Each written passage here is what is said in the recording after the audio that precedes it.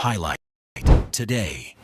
Ini kan bermula bahwa betul Mas Gibran sah secara konstitusional, secara prosedural, tapi ini kan bermula dari kontroversi yang sampai sekarang saya ingin mengatakan walaupun sah tapi secara substansi demokrasi, majunya Gibran itu bermasalah dalam konteks etika demokrasi, sehingga kemudian ketika keberlanjutan diartikan sebagai harus menitipkan anaknya mantan presiden, yang terjadi adalah situasi sekarang.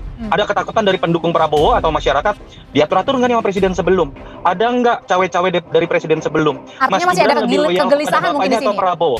Betul, jadi dari sini kita belajar sejarah. Kita terima fakta bahwa Pak Prabowo dengan Mas Gibran dipilih, tapi jangan ulangi hal-hal yang melanggar etika, yang menimbulkan polemik tidak berkesudahan. Kasihan siapapun yang terpilih akhirnya menghabiskan energi seperti itu. Kalau gitu menurut Bang Silvester sendiri, apa hal yang bisa membuat isu ini diredam? Karena kan masih banyak isu-isu lain, termasuk isu ekonomi yang perlu kita aspirasikan juga untuk dicari nih akar untuk penyelesaiannya seperti apa. Intinya sih memang kita menghargai semua kritik, semua pendapat. Siapa sih yang nggak menghargai?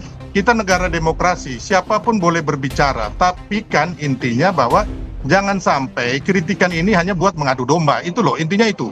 Ya, jangan sampai membuat kegaduhan. Kan kita sekarang udah gaduh nih. Gara-gara para pensiunan jenderal ini yang menurut saya ya kan memberikan poin-poin itu dibangun tidak berdasarkan fakta-fakta hukum gitu loh, konstitusi kita yang baik itu bagaimana, ya kan?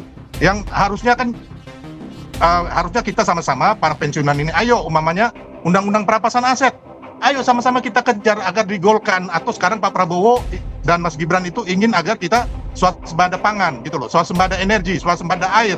Bagaimana kita melihat Panglima TNI, Kasat, saya pernah ke kantornya Kasat, beliau menunjukkan ini loh Bang, kami punya pompa air. Kalau tadi dibilang ya, Mas Toto bilang mungkin ada kegelisahan mungkin yang dirasakan. Kegelisahan apa? Udahlah, udah kalah pilpres, ya udah nanti bertarung lagi di 2029. Nah, gampang. Itu menurut saya nggak tepat.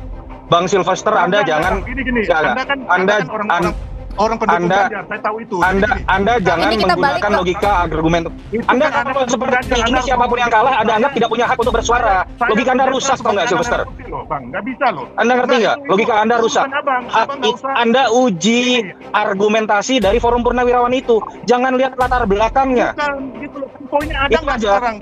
Itu ada bermanfaat nggak buat bangsa? Masa yang boleh bersuara cuma 58% dari suara pendukung Prabowo Gibran?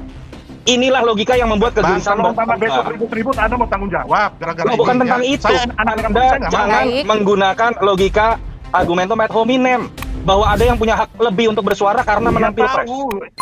Stay tuned. Mata Pantau Network.